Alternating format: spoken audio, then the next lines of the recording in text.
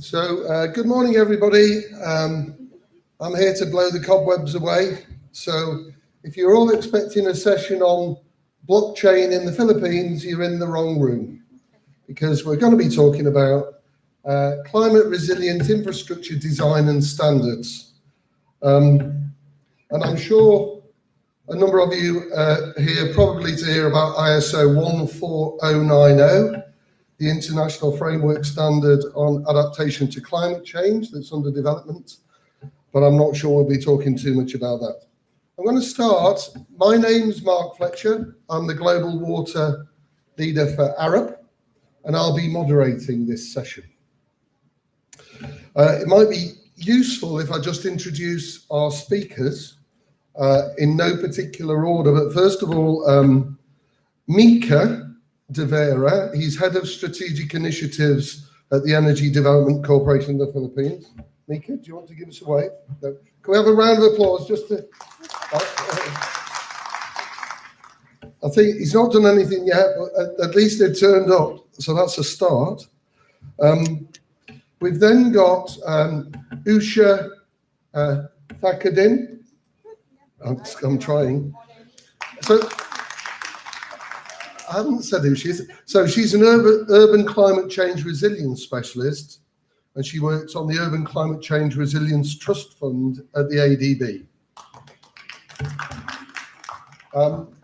We've then got Dang Tran Thai Kim. She's Associate Professor at the Road Engineering Section of Hanoi University of Transport and Communications. Dang. Thank you. And we've got David Salter, and David's an agricultural and rural development specialist at the ADB. David? And we've also got Bruce Chong. He's Associate Director for the Management Consulting Team at ARUP. He also leads the East Asia City Resilience Network. Bruce. Okay, so we're broadly going to have 5 presentations. After each presentation, if there's an immediate sort of burning question or clarification, we'll take that straight away. But otherwise, the idea is that once you've presented, we invite you to start interacting and we'll take some questions. It's all being streamed live on YouTube. That's really exciting. We're getting there with the technology. So to start us off, I think Mika, you're going to, this won't be PowerPoint, which I think is a really nice way to start us off. You're going to give us your personal perspectives. Mika. Hello. Hello. Do you want to come up here and that one works. That one definitely works. Okay. Morning, everybody. Morning, Mark. I apologize for not having any slides because speaking of resilience, we are in the midst of fighting a few insurance claim battles. And my lawyers last night advised me not to show any slides. So I said, not even one. No, not even one. So, but I can talk about resilience today. So again, I'm Miko De Vera. I'm from the Philippines. I work for a local power company called Energy Development Corporation, or EDC. EDC is a diversified renewable energy company. We only do renewables. We are into geothermal power. We are the largest geothermal power producers in the world. We are also into wind. We own and operate the largest wind farm in Southeast Asia. We are also into hydro and also solar.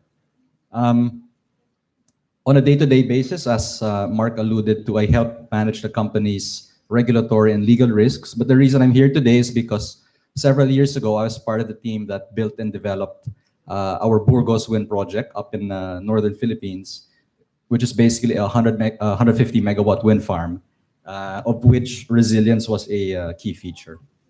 So speaking of resilience, resilience is something that's very close to our hearts at EDC. always at the front of our minds and among our top priorities.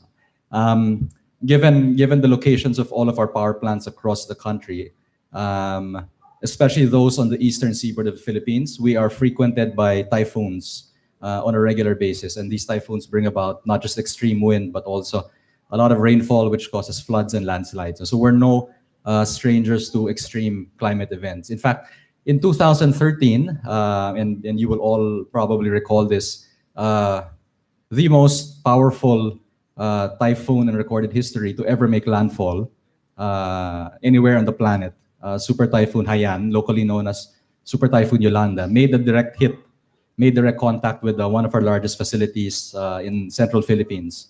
And as you can imagine, nothing survived, right? So all of our employees came out of that in one piece, but the facility did not survive.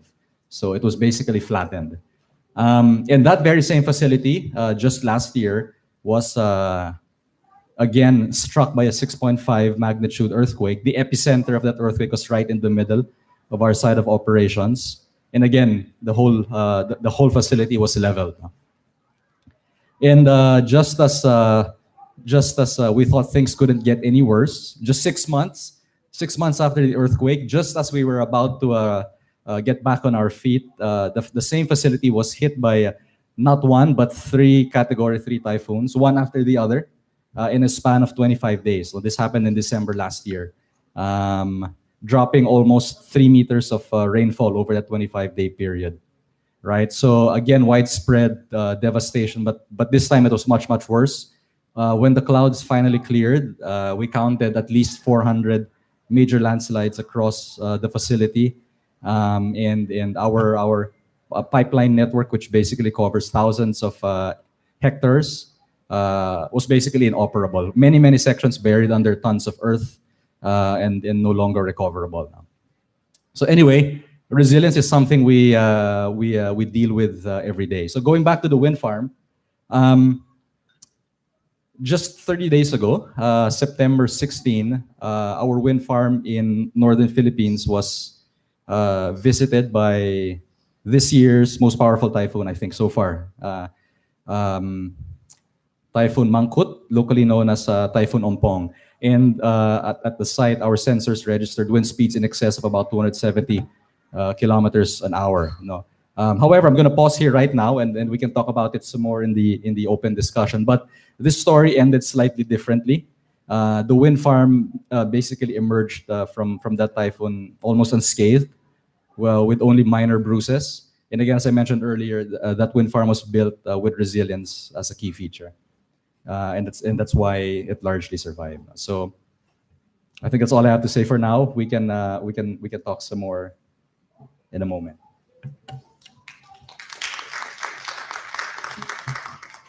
Thanks, Mika. And that provides quite a useful and concise intro into the region and what the region experiences. So if you have a local utility, or you're looking at local predominantly geothermal power but renewable power, and you're experiencing super typhoons, earthquakes, 3 typhoons in 25 days, 400 landslides and 270 kilometer per hour winds, you thought about moving into a slightly different business?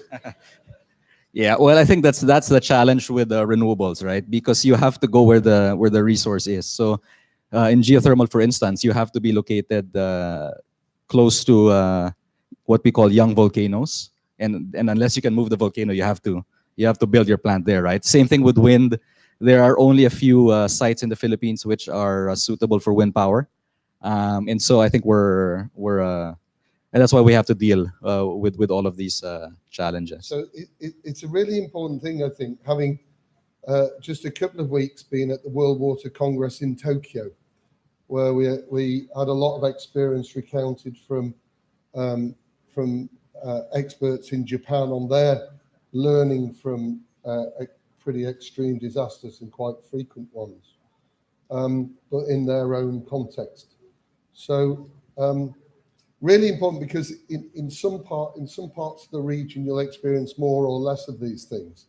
Let's sort of take that let's just capture that and keep that front of mind, and we'll go to our second speaker. So, Usha, I think that maybe you'll bring a slightly different perspective from your role at the ADB, at the Urban Climate Change Resilience Trust Fund. So, do you want to come and share with us your thoughts? Thank you.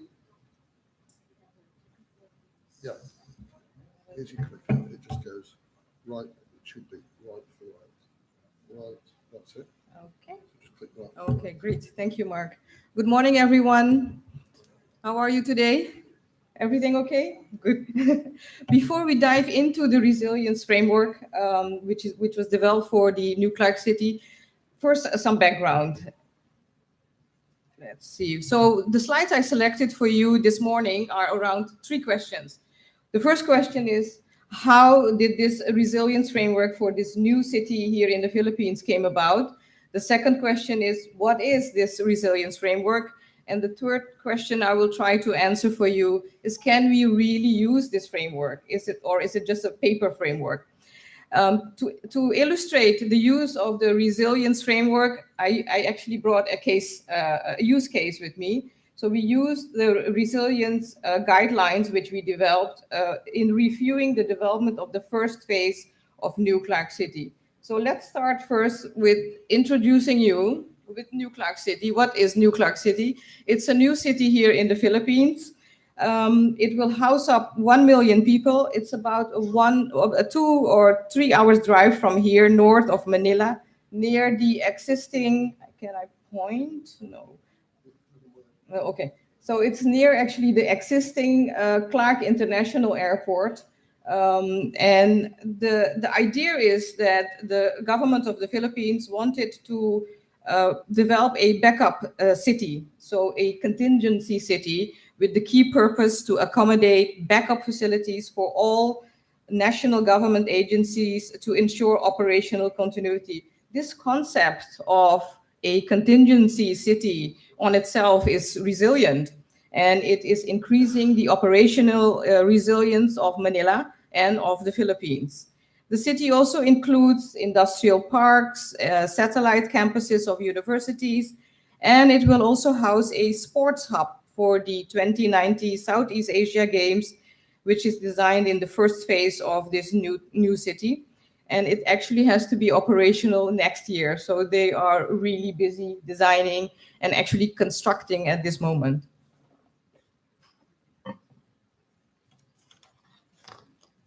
A bit more of background. So how did this resilience framework came about?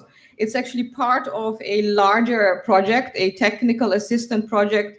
And so it is funded by the Urban Climate Change Resilience Trust Fund. It's a large urban trust fund administered by ADB.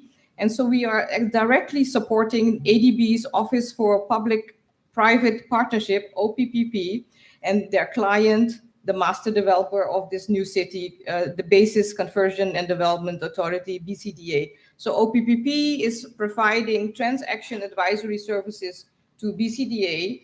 And when BCDA started in detailing the construction of this new city, they started with a comprehensive review of the existing master plan last year. And in that, they requested ADB to support this review in reviewing the existing master plan on 3 aspects. Is it smart enough?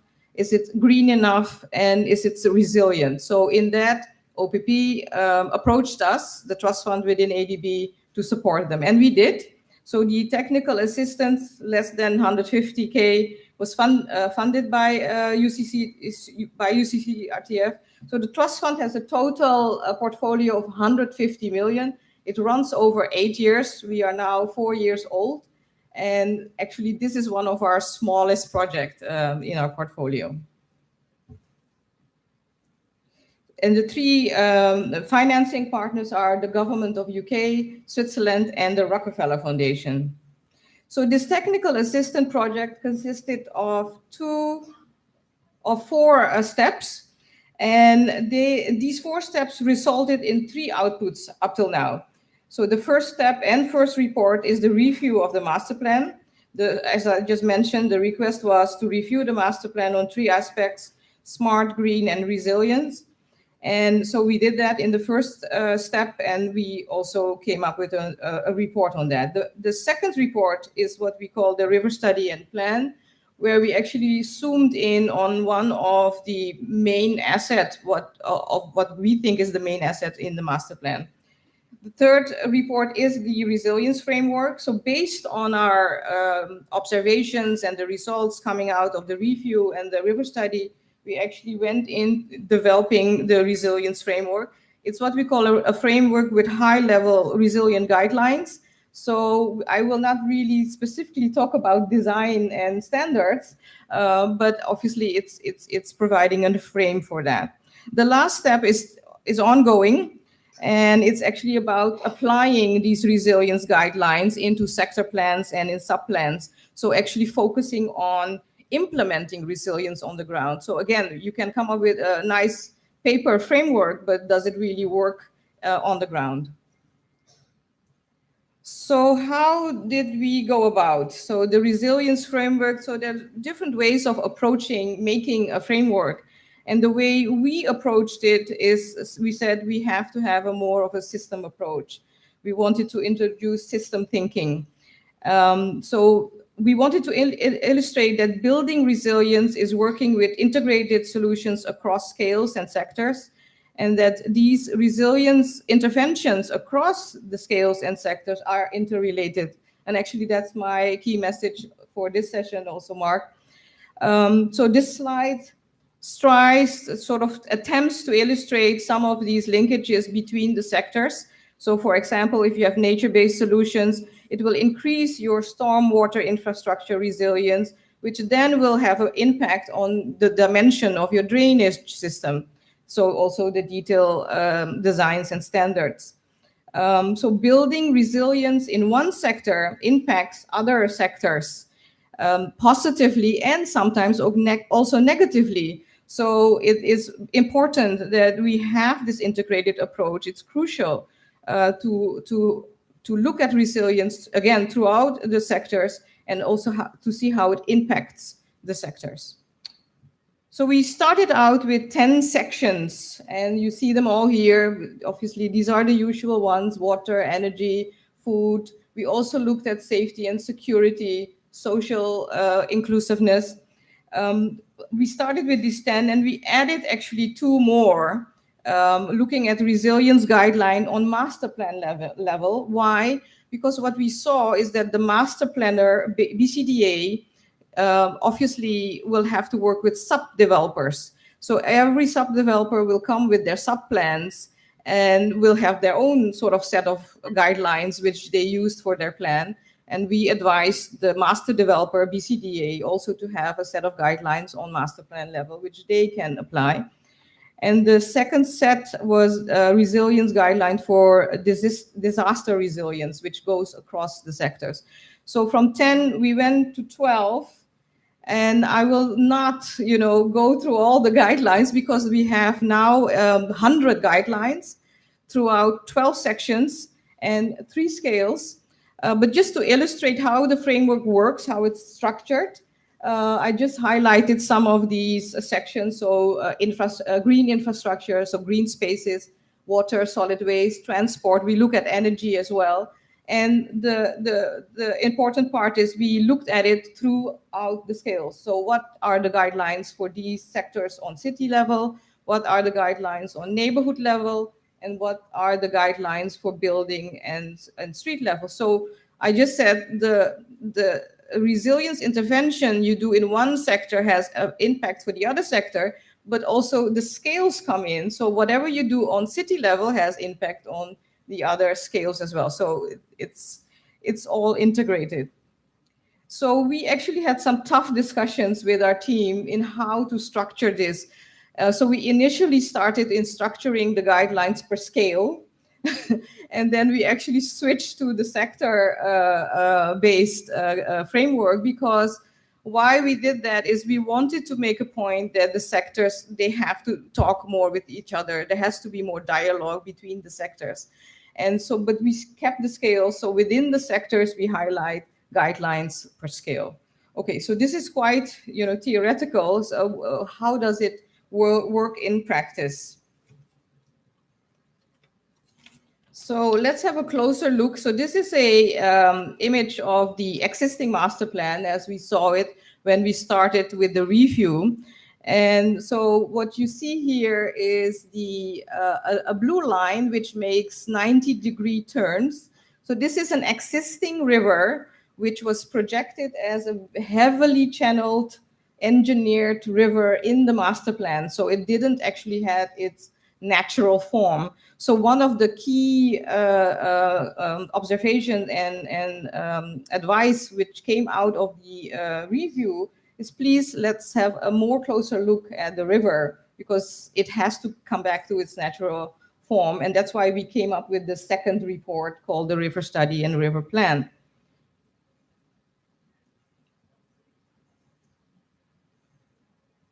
So we said in the river study and in the river plan, please, we came up with the guidelines to follow the natural flow of the river. We actually went a step further in indicating not only to restate the natural flow and form of the river, but also look at its floodplains, at the flood zones.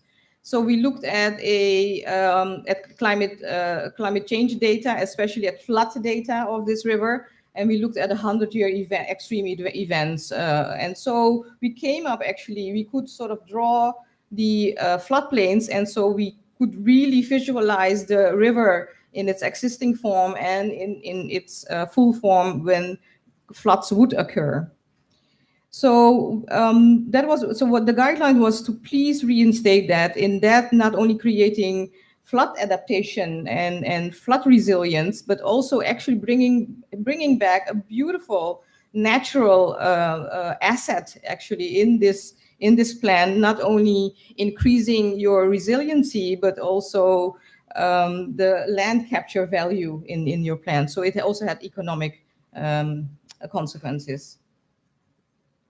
So the resilience framework then picked that up from the river study, as you can see, but then so formulated guidelines on city level, but also worked it through the other levels. So as you can see, on neighborhood level and on building street level. So green coming back, nature-based solutions coming back on all scales. And this slide sort of illustrates that. Creating a network of green spaces, large to smaller scale. So the next slides is the use case. To illustrate the use case of this framework, we actually used it for the review of the first phase of the new city. And this is called the National Government Administrative Center. So here actually the sport hubs will come for next year, the Southeast Asia Games, and there will be some satellite campuses of university and national governments as well. It will house a large stadium and an aquatic center for the games. And so what we did, okay, this I have to explain very carefully to you. So the first drawing you see on top, you see actually two plans. You see the plan of the master developer with the river making the 90-degree turns in gray. And in color, you see the plan of the sub-developer, which was Alloy MTD. So you see two layers on top of each other. And obviously you see conflicts because the stadium is flooded by the river. In the top drawing, the bottom drawing actually shows the natural flow of the river, which came from the river study, and which sort of brings back the organic form and also the floodplains. And so you can actually see what the conflicts are when you put these layers on top of each other. This drawing in more detailed, indicating what will happen. Actually, you will build a stadium, a beautiful stadium, and it could be flooded. So we applied a whole set of guidelines, but just to highlight three key ones. So the first intervention, which came up after reviewing the master plan, making the river study and plan, is that the phase one was projected to be developed on both sides of the river initially. So we advised to start only to build on the north side of the river, avoiding high costs at the start of this new city development. So that was the first intervention.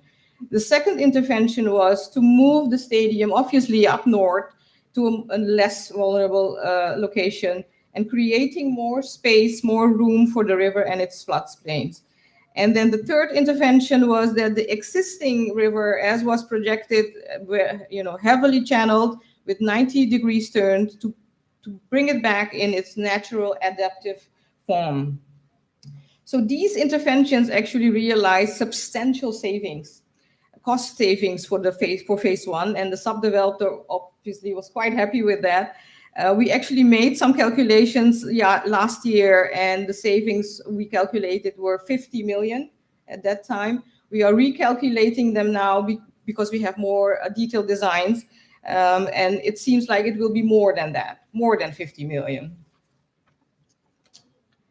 So it doesn't stop there. Actually, what we were very happy that the sub-developer actually picked up these guidelines while we are actually still developing them. And so my last slides are showing some of the designs the sub-developer and their designers picked up, and actually so they are designing the phase one according to the resilience framework. So nice to see that. Here's some more impressions. So it illustrates that the application of resilient guidelines, it doesn't stop.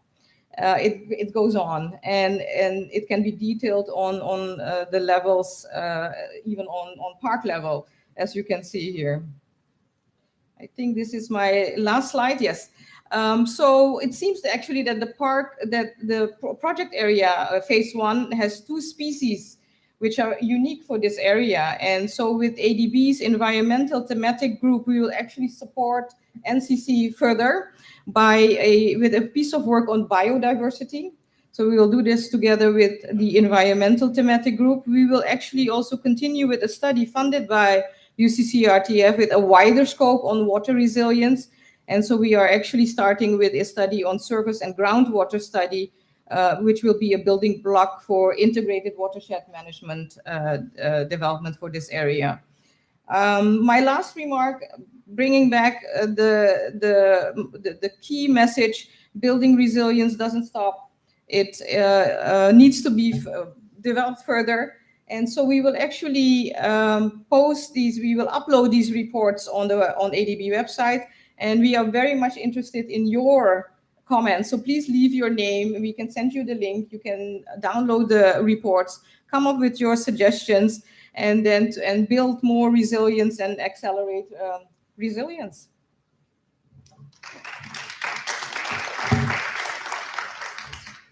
It's fantastic. We've really started at pace, I think, in terms of seeing the practical application of a framework of understanding of guidelines, and looking both at sectors and scales, and this system of systems that was discussed yesterday quite extensively. And wherever I go around the world, this emergence of blue and green solutions, I think that was an excellent example.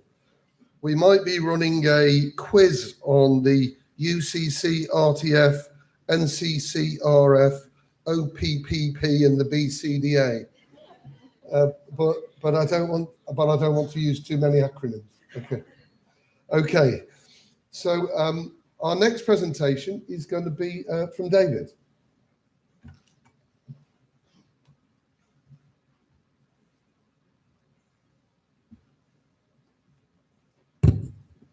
Good morning, ladies and gentlemen and colleagues. My presentation is from the point of view of preparing an ADB investment project. In the past couple of 3 years, we were preparing 2 projects in Vietnam for rural infrastructure, mostly roads, but also water supply and other things. The location of these projects, one was in the northeast provinces of Vietnam, and the other was on the coast. And Vietnam gets hit very hard after the typhoon comes through Manila or through the Philippines, and then winds up into Vietnam. So they share the same one. So my presentation is more from a practical point of view. I'll just try to move into it. So there's 4 areas I'd just like to touch on. One is climate vulnerability and disaster risk assessment. The other is extreme value analysis, road design, and future direction. With regards to vulnerability, climate vulnerability disaster, or CRVA, this is now a requirement in all ADB projects. So we're trying to include in our projects a study of what the climate impacts could be on that specific project and try to identify what mitigation measures can be made. All infra is vulnerable, but there are obvious increased risks with climate change. The climate change risks to the projects in the 2 projects we processed in Vietnam were quite a bit greater than other risks in terms of likelihood and severity. We looked at both historical data and we've started to look at future projections. And the resilience measures, we need to understand the possible events and we have to quantify them. Talking in general terms doesn't help us when you come down to the design of a road. Okay, there we go. So in Vietnam, as I mentioned, the main infrastructure component was provincial and district roads. We completed our CRVAs, which indicated significant climate change risks to the infrastructure. But what I felt, or what I found with these CRVAs, they tell you something and then you write a couple lines in your project document saying you'll make the thing bigger and stronger somehow. But we need to go beyond that kind of general acknowledgement that there's a problem.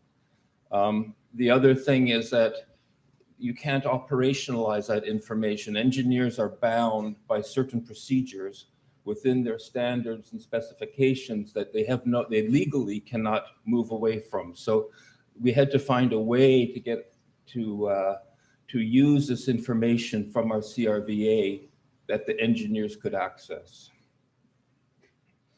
So basically, currently we use, we look to extreme value analysis, or EVA, as a way to make projections on future climatic events. Around rainfall was recognized as the intense rainfall is recognized as the most important thing to consider. So current practice, you look at historical data, but historical data becomes less relevant as the climate changes. So we looked at the EVA for identifying maximum rainfall events and try to figure out that maximum within recurrent time frames, 1 in 100 event or a 1 in 25 event. So we were able to, using EVA, we were able to move your design inputs on rainfall, which leads to your parameters, from the graph on your upper left to a graph on your lower right.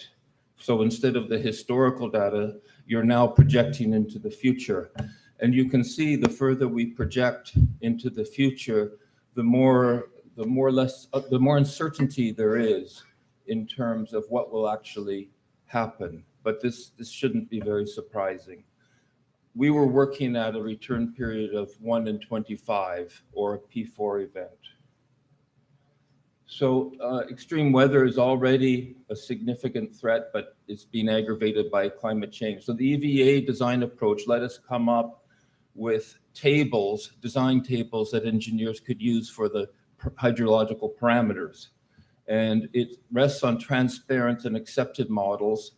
We checked with our ADB experts and their contacts in the climate change professions. The EVA we used as a very precautionary principles. It is also transferable to other sectors, and that's just something we'll be looking at in the future. And it's very cost effective, but it does have to be updated from time to time as better models and better understanding emerges. So here's kind of how the design works. It's quite normal. You have your standards, they're fixed, they don't change. you identify those standards. In our case, were P4 or 1 in 25 return periods. Then you have your usual parameters of flow, elevation, water velocity. Your models between the parameters and the effects, they don't really change with climate, but what does change is the projections. So we introduced the projections to adjust the hydrological models, and that allowed the engineers then to use appropriate standard for and sizes. And mostly in the roads we built, it came down to the sizing of cross and side drainage structures, which are very vulnerable on smaller roads. And we've been working with the people at SDCC, which is our Sustainable Development and Climate Change department, to take what we've done into an engineering design manual. And I'll speak to that a little bit more. So this is just telling you basically the same thing. You have the hydrological input. You replace it with the projected models. The great thing is that the government at the provincial level, they have access to the downscale climate change information. In Vietnam, they've done a lot of background work. So engineers can access this easily. They don't have to do their own study to get the information they need. Then we use the EVA and we estimate an adjustment factor and apply it to the design formulas. So this is what we came up with in Ba Cat district, which is in northeast Vietnam, on 4 smaller bridges. The difference you can see that on the left, the relying on historical data, and relying on the right, or the graph part up to the right is with using the EVA. So we're able to get a better feel for a 25-year return period of what our design parameters should be. So in the future direction, we're working with SDC and Professor Rob is here and others to come up with first of all, a knowledge product that demonstrates the scientific integrity of this process. And attached to that will be an operation manual or operation guidelines that would help the engineer to use it across our countries, across our DMCs.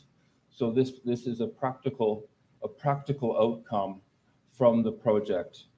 We also we've started to prepare another rural infrastructure project in Vietnam on the southern central coastal area. And we've included one output, which will take this all further. So the output to this project, which we're just starting in the preparation stage, is and it's financed by ADB's High Level Technology Fund. And we're doing this in coordination with our climate change people. So we'll be increasing the coverage of data in those provinces in which we're working. They already have, hydromet stations, but we'll be expanding that so that they can get better data to feed into the system. We also want to tie it to the operational budgeting, because there's billions of dollars of infrastructure in the provinces. We're helping them, the ADB is helping them with a decentralized asset management program. So it's not just for, our efforts aren't just to prepare an ADB project, but to help the provincial governments in this case to manage their assets within a climate change environment. So I guess I thought I had another, there we are. Okay, so Mark asked us to give you a zinger to end. So we acknowledge there's uncertainties, but that shouldn't stop us from getting as good design material as we possibly can. And we can work with the uncertainties as long as we acknowledge the limitations of what we're doing. So thank you for your attention.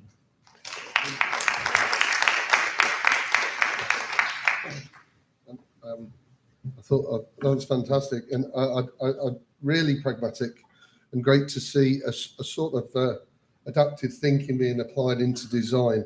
So we've really gone from some of the sorts of shocks and stresses they're experiencing to the practical application of how we're looking at taking this into account in the way in which we might design a sports stadium in Philippines, to how we might design sort of roads in Vietnam. So I think we'll carry that theme through. And our next speaker is Dang Tran Thi Kim.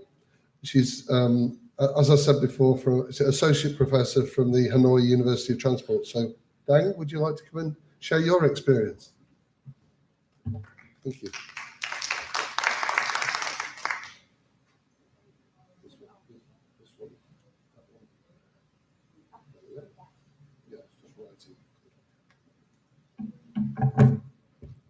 Good morning, everybody, and thanks IDB for giving me a chance to be here to share some of my experience relating to climate resilience. And thanks for very interesting presentation of David. So very much experience in Vietnam. Actually, now until here, I have known it. Thank you very much. And I'm Trần Thị Kim Đang from the University of Transport and Communication. Actually, beside with the work in my university, I involve some outside work under international donor. And then it's very happy to be here to share some of my experience relating to Vietnam. And then for the standard and design in Vietnam, and David just shared some experience under IDP project. And here I would like to introduce the major standard for road design in Vietnam. And you can see here most of them here. That is the public long time ago from 2006 and 2005. So then over 10 years ago and non-updated. Of course, it cannot involve in some the supporting information for climate resilient design. And beside that, we have one just updated on 2015 for the hydrologic calculation and analysis. But actually, that only in one information that the designer have to collect the data for the maximum daily resibility. And then David just said that that is not easy for the designer to collect that data. And then maybe in the future when the output of IDP project with the station have advanced remote thing sensor. So then commercialization and then designer can collect easily this data for design. And then beside with this standard, until now we don't have a effective system of the manual and handbook and guideline for road design climate resilient. And how climate change in Vietnam, and then that is the overview picture updated in 2016 by Monre of Vietnam. So you can see here all of that very extremely increasing of all the temperature, precipitation, and sea level. And then, of course, because of that, Vietnam is one of the most impacted by climate resilience all over the world. And then that is how the climate change impact to road network. Actually, the climate change impact to all of the all of the aspects of the people living. But here I would like to share that just the typhoon this year summer.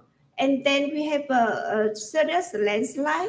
We have a flooding in the national road, and we have a very serious mud flow on highway number 6 come to the north region. And then the road have blocked several days and seriously. And then how the road work should be for the climate resilient. Firstly, I would like to mention for the implementation period with the project preparation. I would like to share here for the two pictures. The first picture under work of the World Bank. So then that is the overlapping the geospatial map of the road network and flood distribution in Thanh Hóa province. So then if we have the picture over a picture, something like this, so then the road design can have imagine about the flood distribution and then the risks of the road, they will make the design. So then if we have integration blending between road user and road network and then urban blending, for example, so then we can have that in the all the signal for the risks and vulnerability of the road network for design and for project selection. And another picture on the right, so then that is the coastal road. And then with this picture, we can say, we can think that if the flood distribution will be trained when the coastal road exists here. Because when we have a road crossing the region like that, and then not only drainage structure on the road here have to impacted by climate resilience because of the sea level increasing to limit capacity of the discharge flow of the drainage structure, but also that coastal road can cutting the area and impact to the flood distribution and then maybe make the flood elevation at the upstream is higher than usual. So if we have only the map and the blending of the irrigation structure development only, and then not included the road, so then we don't have a overview picture of the flood distribution when we have all of this structure.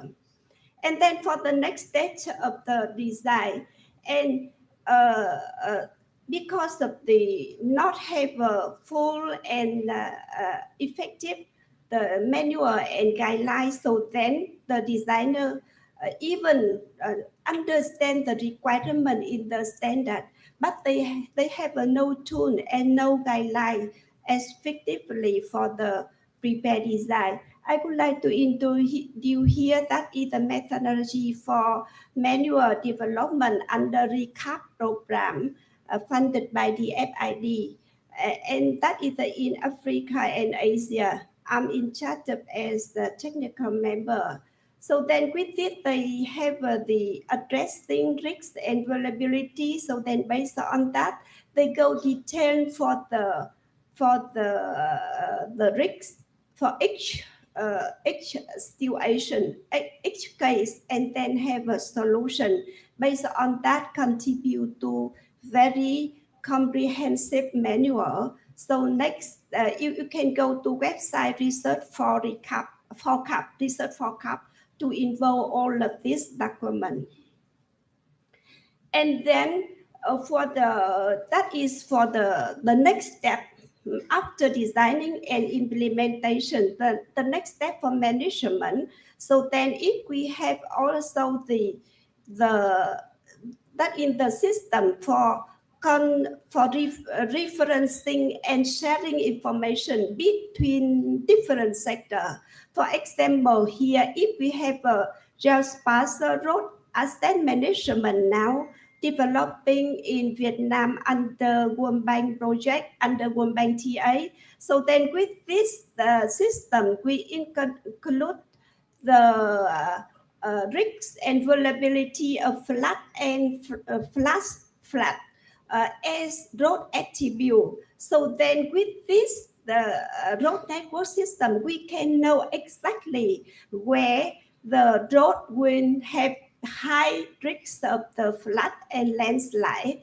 And then similarly under RECAP, if within the road asset management, we have some information for the road erosion, landslide as road attributes. So then we easily sharing with different sectors, so then we can have a full information for management. All of this management will be included in the road maintenance planning and then the exploitation management planning. And I would like to share some of my activity in my university relating to the climate change adaptation.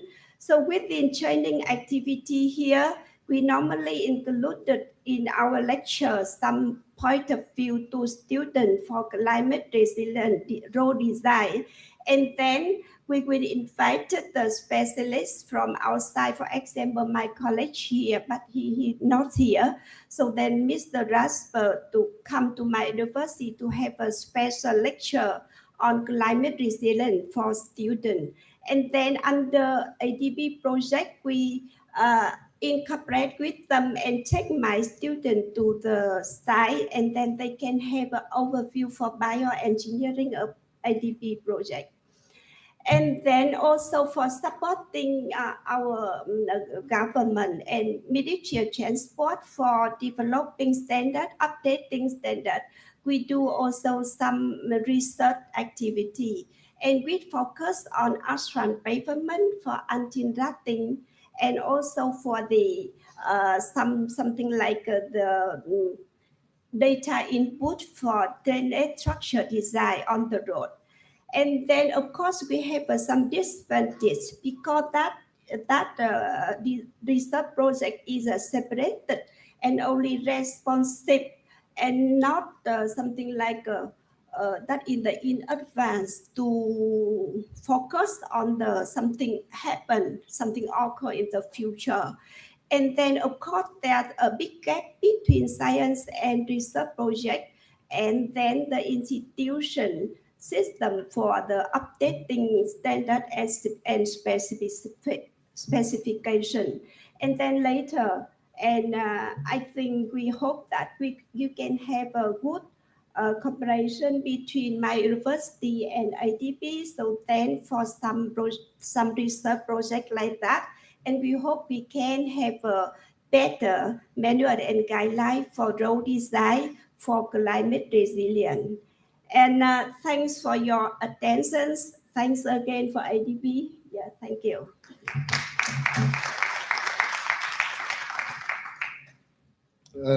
Thanks very much. That's really good. That's really expanded that thinking from a perspective, and from you, very much from a national perspective in terms of standards and design from Vietnam. I think that was really interesting. We're going to take Bruce's presentation next, and then what we'll do is we'll start our opening up our discussion. Okay, Bruce.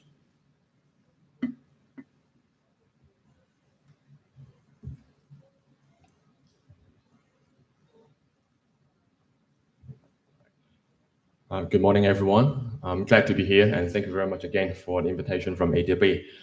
The presentation today from myself is quite simple. Just would like to share with you the transition and physical risk. Most of them, or the government or the companies, they're more on physical risk. Would like to share with you another dimension in addition to physical risk. Transition risk is also one aspect that both the public and private sector are also concerned about. And two cases that I would like to share with you. So very simple. So the first line is about the interplay between physical and the transition risk. Now, this is I capture from the disclosure documents in terms of the task force of disclosure, and we have 4 scenarios from IPCC, from 8.5 to 2.6. Most of the time, the client from government and private sector, they're more on physical risk, right? Talking about how my assets or facilities are being affected under the extreme or the most worst, right, conditions. So under 8.5, doing nothing, right? More extreme cases. So we need to deal with them because this is, the most worst case. But on the other hand, when we move optimistically, we have another picture that if the government they're more aggressive, if the states or other countries, they're cooperating internationally to combat the mitigation or carbon emissions. towards 2.6 scenarios. So the 2-degree cases, we need to look after that if the government impose more stringent policies like carbon tax, like more policy in terms of technology, for example, banning of using any type of refrigerants or whatever, some fossil fuel, or moving towards a more higher percentage of renewables. So policy and also the technology shift, talking about using smart sensors or IoT things, that's the companies or government they need to concern and aware of. And reputation, because of more awareness from the public and also the pressing from NGO or the social communities. Now, there are 4 levels of dealing with resilience in general, citywide, and then under city, there are different urban systems, right? You name it, right? Transport, highway, waterworks, drainage, etc., etc. And then under that, there are a lot of companies doing their own things, right? And collaboratively, they can, contribute to the overall resilience and also the mitigations of carbon emissions. And then underneath, there are some individual assets and facilities of private companies. I put this bar here because at city level, a lot of governments, they have their plan of carbon reduction plan, right? And then at company level, company-wide, a lot of large-scale enterprise company, they have their corporate social responsibilities. CSR, they're dealing with a lot of different types of carbon reductions, etc., etc. So the urban system and access facilities from public and private, they're talking about individual domain. There's some expert dealing with physical risk, right, quite specifically. So we reckoned the missing gap would be, now I would like to use 2 cases to illustrate more about how we deal with at city level, right? I mentioned the government is more, a lot of, mitigation measures and their, green plan, a low carbon emission plan. So the case 1 is more about, okay, at government level, how to deal with the overall infrastructure as a whole, right? At a more high level, how to being a doctor, right? To do a diagnosis about, okay, what's happening of my infrastructure at government level. Case 2 is about, okay, at company level, how to deal with at a higher level, both physical and transition risk. And so I'm now going to case 1 and case 2. Now, case 1 and case 2, again, I ask for your cooperation as these 2 cases are quite sensitive. I got the permission from the client that I can share with you, but just let you visually read the slide, but not to photo taking, okay? So be cooperative. Thank you very much. So case 1 is about a Hong Kong case. So just a very typical scenic view of Hong Kong. Now, just from this picture, you can imagine in Hong Kong, you have a lot of potential hazard, like because they're by the hill, right? So very hilly, and we have the ocean, and we have a lot of tall buildings. So we will be subject to extreme wind, right? And also because of hilly mountains, so you have, the rainfall. So we have rainfall and subject to, flooding and also coastal flooding. And also because of the ocean, we have storm surge, and because of sea level rise, we have, more acute and, all the things that could happen all together, right? And so in this project, as I mentioned, we try to be a doctor, but just a general doctor, not a specialist, right, of individual domain system. So at the government high level, what's happening and what are the problems behind all our, what they call the critical infrastructure. So they use the term critical infrastructure. What are critical and crucial, right, to the government? And then we need to, of course, David mentioned the impact assessment, vulnerability assessment, and also after the assessment, we need to, of course, suggest the way forward. So we have an enhancement plan as a whole. So just a quick recap of what are being considered, right? So just a quick snapshot. So in terms of building, we need to take care of about 38 buildings in Hong Kong, including all the government building, fire stations, police station, hospital, and also some data center, etc. In terms of water supply, right, we need to take care of, just read the words, water mains, water tunnels, impounding reservoir, irrigation reservoir and treatment works, freshwater reservoir, etc., etc. Talking about close to 90 numbers of waterworks related facilities. Of course, drainage and sewerage, in addition to just freshwater supply. So drainage tunnel, we have several drainage tunnel in Hong Kong. And then, of course, stormwater tank. So dealing with both drainage and sewerage, and also sewerage side, we have the sewage treatment works. So altogether close to 90 numbers of sewage and drainage facilities, and road network. So basically all the key district level network, so don't take photo please, of Hong Kong. So the key networks in Hong Kong, including both bridges and tunnels, as well as portworks. So I mentioned along the ocean a lot of breakwaters and typhoon shelters, as well as piers and landings. So you imagine the bulk and the quantity, right, of facilities that we need to deal with, more than 500. So in just 1 year consultancy project, how do we deal with them, right, at high level? But just let you know, individual departments that are taking off this, not only one department, but a high level, bureau level client, they actually help us to coordinate this work. But individual systems taken care by different works department. So this is a very high level process that we gone through. We have an initial list of critical infrastructure that I've shown you, and then we need to go through whether the individual infrastructure, the ownership, and whether they are managed by the government. So you can easily find some missing items there. For example, well, where is the airport? Right, where is the railway station? Right, we haven't covered that. So if you talk about government and looking at everything, the 500 numbers are not exhaustive. But the airport, railway are not directly managed by the government. So here we don't, take care of this. But even this, we already cover many. But so going back here, we need to go through whether it is critical, right? So we need to go through several criteria to filter. And then after the filtering, we have, we find lists of critical infrastructure, and then we need to do the assessment and then come out with recommendations. And I don't want to spend too much time here. Basically, it's a risk matrix and vulnerability matrix, and you can find a lot of standards that cover, right? Because today we're talking about the standards. So in terms of standard, actually, there are quite a lot of references at domain level that you can refer to. But I want to share with you some common problems that we learned, right, from this project and approach, of course. Now, because we have 4 climatic scenarios from 2.6 to 8.5. Now, in terms of practically suggest some solutions to the government, of course, we need to do some sensitive tests of all scenarios. But in terms of the resilience measure, we try to base on 8.5, the worst case, right? This is the physical risk that we need to deal with.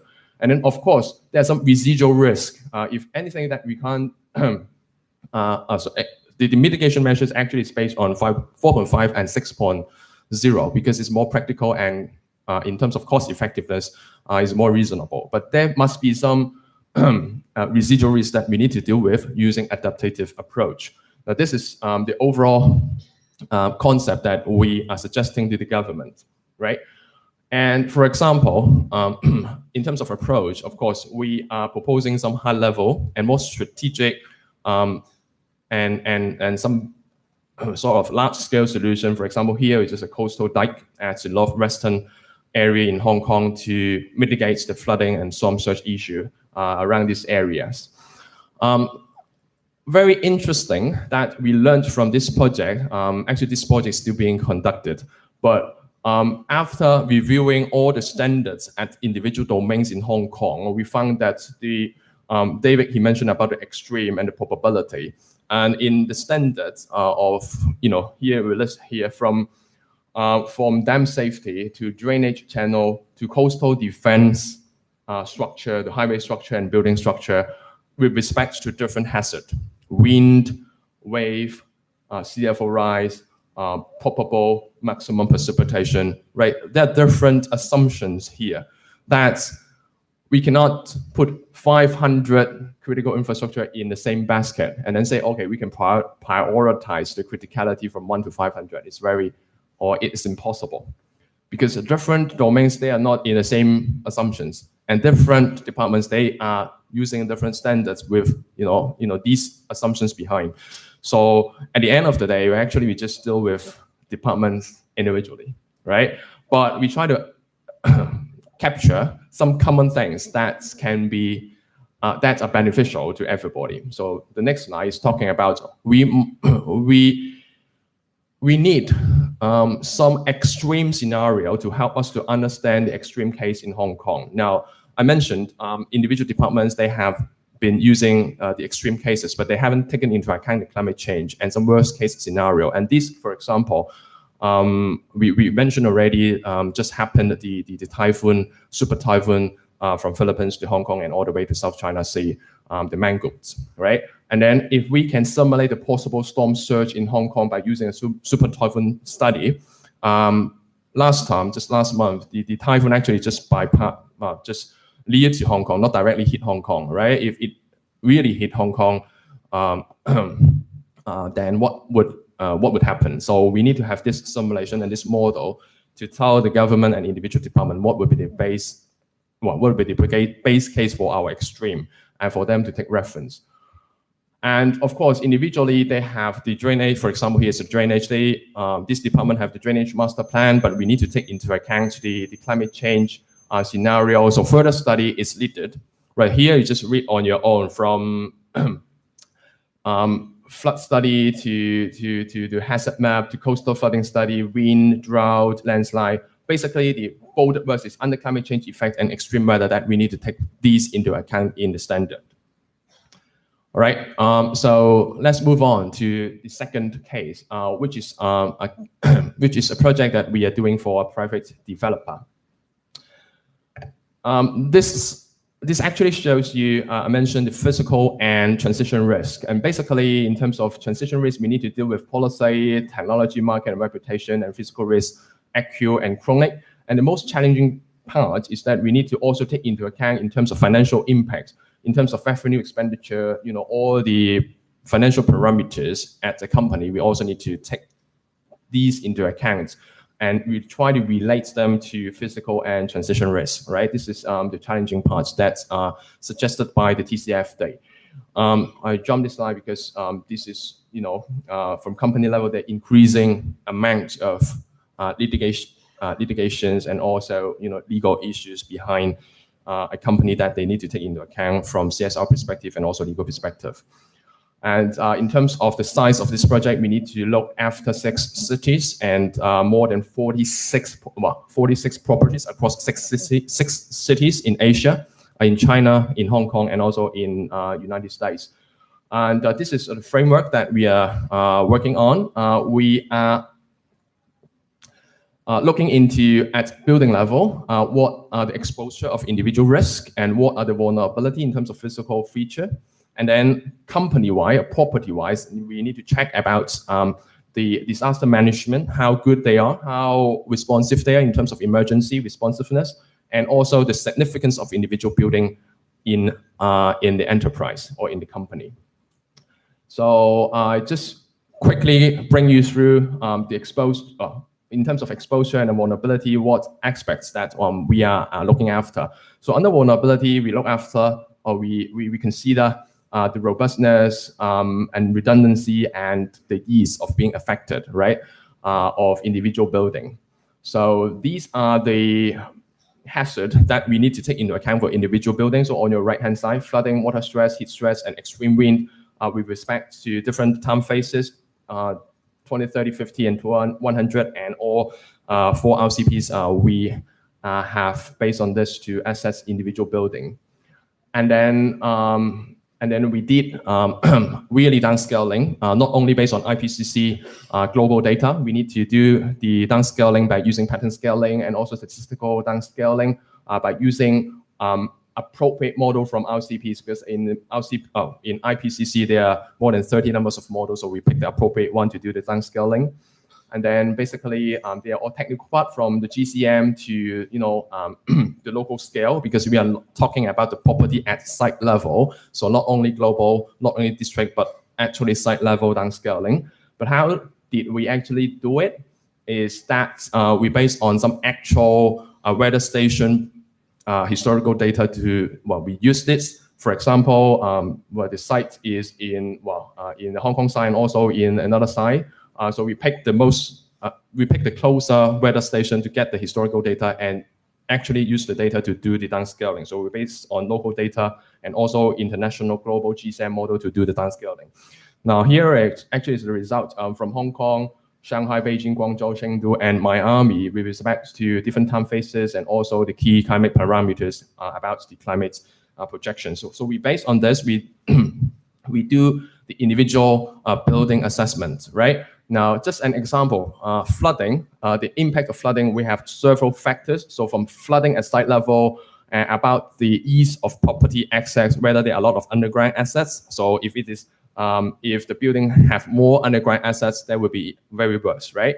And plant room and fit in. So where are the plant rooms? Are they all underground? Are the sensitive control room being located in a very vulnerable or floodplain flooded location? So these factors we considered, and also the robustness of the flood prevention system and the previous historical events.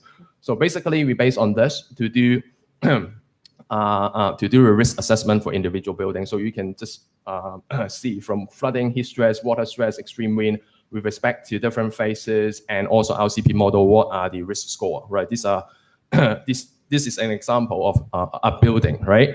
So we are not only focused on a building, so we are trying to expand because we are, again, at company level, not only individual buildings. So from the senior management perspective, what should they concern about? So in addition to individual building, hazard specific to building, we have the risk level, considering exposure, vulnerability of these hazards. Not only this risk level, but we are also considering from risk to resilience. So basically the third point is about the property-wide risk management. So we are trying to understand, right? Oh, at company level, they have the risk control document, but we are talking about whether individual property manager, they have a specific document to answer the call from hazard, right? At the hazard when it arrives, okay, how do they actually deal with them? So talking about the responsiveness, right? At sites, on sites, right? So talking about the disaster management at property level, and then the significance of the relative importance of this building. So we take into account, from risk to resilience to the overall criticality, right? I will, because of time, so I just, I try to sum up. So these are the third and the fourth point about the preparedness. I just explained the emergency plan. And also one point we may seek for the expert advice about the amount of insurance claim due to climate change. Now, this is also important because it reflects how vulnerable each property were, right? In the previous year, how much they claim actually. So this number can reflect a bit about the risk management and also the significance. There are a lot of debate behind this, but eventually, we use the annual turnover of each building to represent its significance. Of course, we can take into account casualty, a lot of things, but actually everything comes at the end to the dollar sign. So we take into significance by using the annual turnover. So at the end of the day, this is the end product. We will consider risk level, resilience level, and criticality level, and with some scores for the management to look at the whole enterprise properties, right, in one go. The last bit, very quick, about the transition risk. I just mentioned the physical risk, and the second bit is the transition risk. Now, I was talking about when the government, right, externally, they're dealing with, a very optimistic and aggressive mitigation measures. The company, they need to take care of this, right? So we are, the approach is that we try to understand at global level what's happening, what are the scenarios from, different agencies. Like the International Energy Agency, they have different models in terms of scenarios, and then local market and regulatory trends. So we need to look into how China will evolve, and then what are the the plan from the States, Hong Kong, and China. We need to compare them, and then at business level, we need to understand the company's actual financial performance and the situation. So long story short, we identify from policy, technology in the market what are the drivers, and try to link it up with the financial parameters. So the driver doing some sensitivity, what would be the increase and decrease the changes of these financial parameters. And then we initially come out with, okay, with respect to expenditure revenue, capital and liabilities of technology policy and market, what are the opportunity and risk for this company? And we are now working on, okay, in which in each region, each city and property, what are the actual impact of the financial parameters? So we are still working on that. And here's just the slides that show you we need to, right, in order to do this assessment, we need to look into the local regulations and market trends, emerging technology in order to support us to understand at different cities, different properties, what are the implications. So this is the last slide for transition risk. So this is the end product of transition risk. So in each city and with respect to property type, we will have a score for the transition risk. And now the last one. So this is the common issues for all. So not only property developers and government, but also from a consultant. From an assessor perspective. Here are the key items that we can go through in the discussions that you just read it here. So thank you very much. Sorry for the rush, and hope you enjoy it.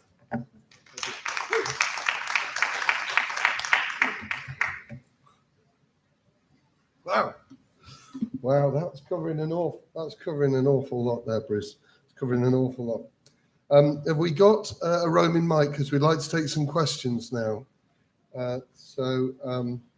We've got a mic in the middle that we can take off the stand.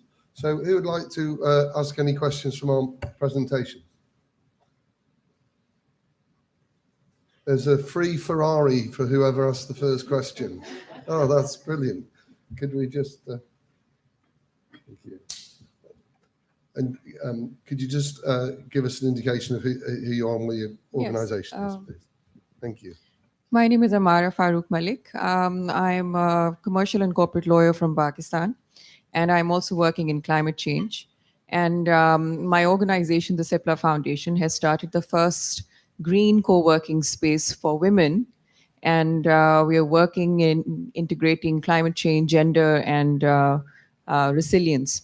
So my question to two of the speakers, I think two of you pointed out, for road safety and as well as for, I think, your very detailed presentation also highlighted the challenges faced at the policy and the technical legal side. So I think my question is, as far as the kind of work that you're doing, how far has the legal framework come about? Are you facilitated in your particular regions? And is this, do you feel that as far as legal framework support is concerned, there is, of course, I'm sure a lot of work has already been done. What kind of support do you expect from your governments, and where do you feel you are hampered because of these policy gaps and legal gaps in your work?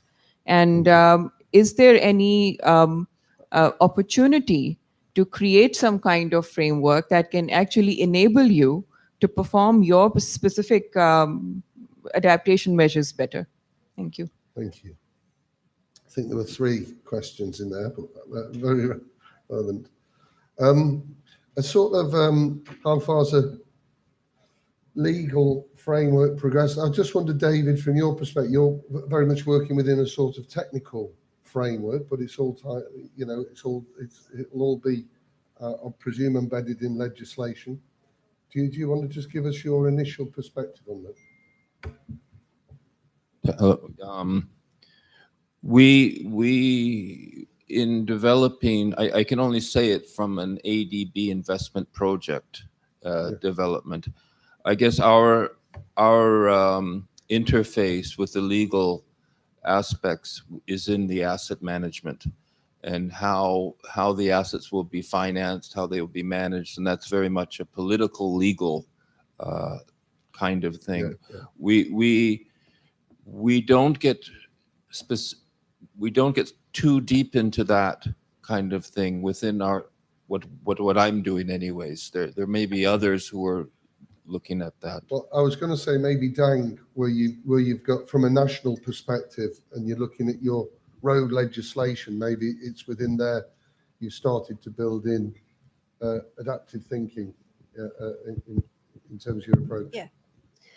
I think this question may be a little bit difficult for me because I'm in the university, but actually even my work in the university, we still look for the support from government and from exactly from Ministry of Transport. We of course have some research program annually for the something like a relate to the legally framework for climate resilience under Ministry of Transport and Ministry of Environment and Natural Resources. Approaching that researching fund is not easy, but we still try.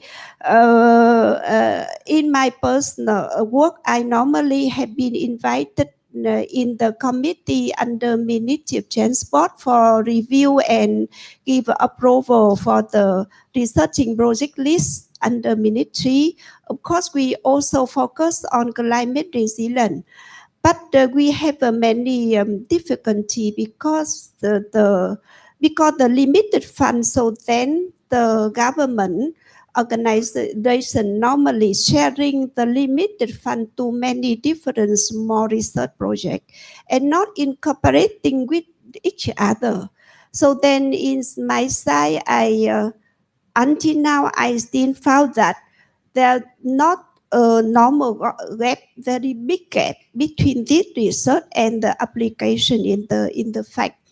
Actually, sometimes we hope for the very effective work like David showed here. That means the prepare the manual with very exact factor for the adjustment of the adjusting of the calculation for hydraulic for the drainage structure, for example. But actually, we still find a way to approach that. But in the future, with the policy from high level, my government, I hope that in the future we can have a more chance, and then we can maybe supporting most of effectively to my government. Thank I you. agree. It's quite interesting just to see how certain legislation starting to change in terms of different sort of frameworks. In the UK, environmental legislation's now starting to take account of things like natural capital, which means it's going to start shaping a sort of different discussion and decision-making process. So maybe the gentleman at the back, his hand shot up really quick. It's the Ferrari's gone, I'm afraid. My name is Bonner. I'm from Cambodia. Actually, I have two questions. One is about costing of top up. Here we talk about three: infrastructure, energy infrastructure, urban, and road infrastructure. So would like to know, compared to the business as usual infrastructure design, to the what we call climate proof infrastructure design. One more question. That's one for all. But the second is about road infrastructure. I think we hear a lot about at least three components of the infrastructure design. Is first, you need to have a vulnerability assessment. Second is about technology. And third is about maintenance. So in terms of monitoring and evaluation, because we are now working on that. So what are the key elements of climate proof we should measure in terms of effectiveness of climate proof So it's design? interesting. I think your second question, it doesn't just apply to roads. It applies to road only. It applies to asset management in general of any assets within this space where we're looking towards and what are the key elements that we need to measure? So we're going to take the first question. And then second. Things are tight. And I was going to ask whether top up costs. Usha, maybe you were I think earlier you were touching on maybe some of the costs, and maybe Mika, maybe you could say, because you've experienced some real events, you know, the sort of financial, the cost hit that you had to take as a result of that. But Usha, maybe keep it quite concise. Okay. On the cost, in the example I presented, we had savings because we started to look at high level, at city level. But there are also costs involved. We have another project in Bangladesh where we actually went through climate change impact assessments on city level and on project level. And there we actually are looking at what are the additional costs in making the infrastructure more resilient. And there we ended up that we have additional costs. But when you are able to look at a higher level before you start designing or before you actually start selecting where you will construct, and then start designing, if you are able to do that, you actually can save costing. So it's saving costing with a top-down approach. And yes, we have to acknowledge that it costs now more to have infrastructure becoming more resilient. But it will end up, actually, when you do both, it will end up the same. So no costs. Yeah, thanks very much. It's very interesting, the incorporation of nature-based solutions as a theme that's cut through this conference. It's definitely coming out when you're starting to assess that in the round as much more cost-effective solutions and more robust solutions. Oh, Mika, maybe just your, a bit of a personal business perspective. Yeah, I think in our company, and I think for those who came in late, we basically are a power company and we operate power assets and power plants. Annually, we spend about 2.5% to 5% of our operating budget on resilience. Now, from an absolute standpoint, that might not sound big, but if you do the math, 2.5% to about 5% is a lot of money.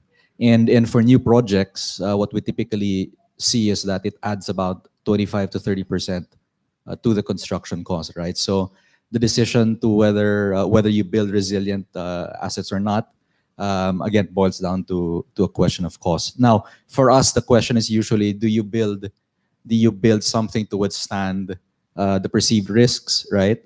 Or do you build cheap and spend money instead on spares and the ability to recover fast, right? So that's a decision we think about on a day-to-day basis. And I think earlier we spoke a lot about the threat of landslides. So it's something we deal with on a day-to-day basis. So the question we usually grapple with is, do we spend 100 billion pesos basically reinforcing an entire slope, an entire mountain, or do we simply reroute the pipeline or build what we call pipe shelters, which are much, much cheaper? But then if a landslide occurs, it's going to be harder to access and repair, right? So, but it's a trade-off because again, resources are limited and scarce, and so you've got to make that decision of that trade-off. So what I really like what you've done there and what you've shared is, these challenges and choices that have to be made. And if anything's come through our presentations, there's an awful lot about having to adopt some pragmatism and being quite practical in the way in which we're making those decisions and choices. I'd like to take one more question before we finish. And if anyone's got one. Yes, in the front. Hi, I'm Peter Stones from Arup. I had a question sort of similar to the previous one, but maybe adding an extra layer around how do we sort of try and monetize and capture the value of resilience works. So, for example, your project had cost savings, so obviously that's a benefit. But in other types of projects, maybe Miguel, your projects, there's costs associated. Is there ways that you have experienced of talking with insurance providers and other bodies and actually monetizing the benefits and really sort of not just avoided risk, but actual hard dollars and cents? Yes. So actually, a lot of the investments that we pour into our resilience projects translate directly to savings in the form of lower premiums. So our given the high risks that we're exposed to, our insurance policies are renewed annually. I don't think anybody would want to insure us for more than 12 months, right? So, but every year when we go on these insurance roadshows, a huge chunk of the time is spent talking about all of the investments we've made and then all of the mitigations we've put in place. And what we've seen so far is that insurers are willing to respond, right? And they're willing to I wouldn't say offer a discount, but yes, offer a discount on the premiums on account of all of the investments we've made to basically reduce the risk of damage and reduce the risk of. So David, I wonder how much it's cost to maintain a consistent standard. Do you know what I mean? Against a more extreme condition.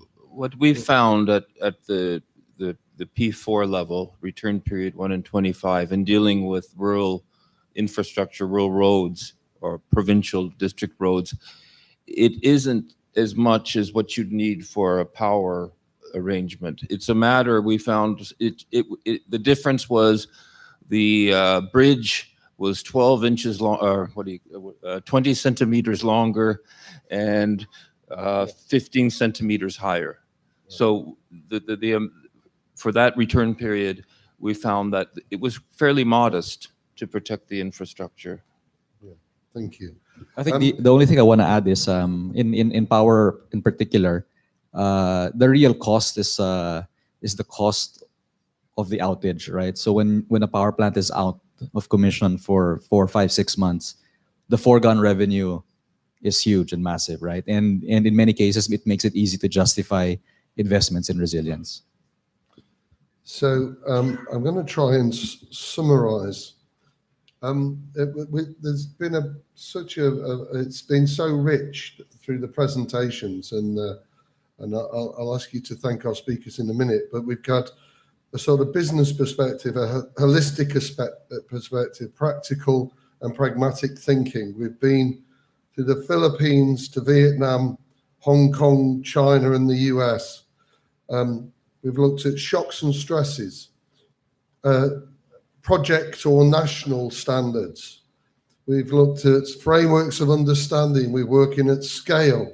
We've gone from urban to rural. We're looking at sectors and systems. We've discussed uncertainty, assets, life cycles, design, the importance of data, the dynamics of climate change. We've discussed the implication on land use planning, irrigation, asset management, research. We've thought about physical risks, transition risks, where policies, mitigation, the issues around critical infrastructure. We've talked about risk and increasingly residual risk, vulnerability, different time horizons, different extremes, insufficiencies of current standards. At a property level, we've talked about modeling, downscaling, criticality, and trends. And I could go on. I think it's been really pretty comprehensive for an hour and a half. You're getting real value for money from some fantastic speakers. So I'd like you please to just give a warm vote of thanks for some fantastic presentations. And I really appreciate your interaction. I think I know I've taken an awful lot from this session, and I'm sure you have. It's been a great way to start the last day of the conference. Thanks very much.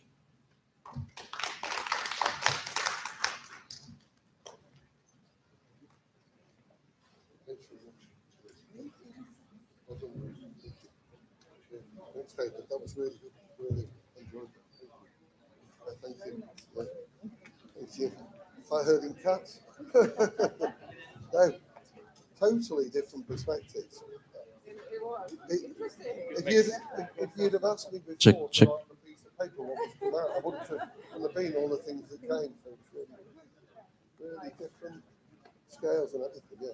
Hope you've enjoyed it. Yes, it's nice meeting you and learning more about it. We will have lunch. Yeah.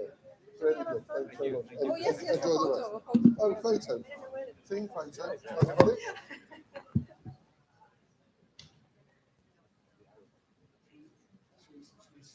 Smile or scat? We'll smile on this.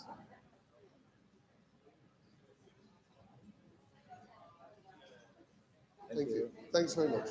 Brilliant.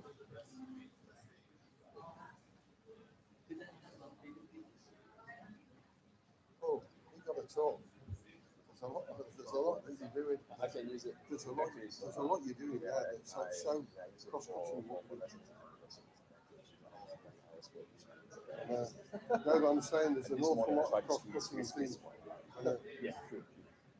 And I think we were discussing with the ADB about critical infrastructure in Jakarta or in Indonesia. The key is just getting them to open up a little bit. And yeah, but we worked on critical infrastructure in the cabinet office. So I don't know when this happened. She's working with Sam here.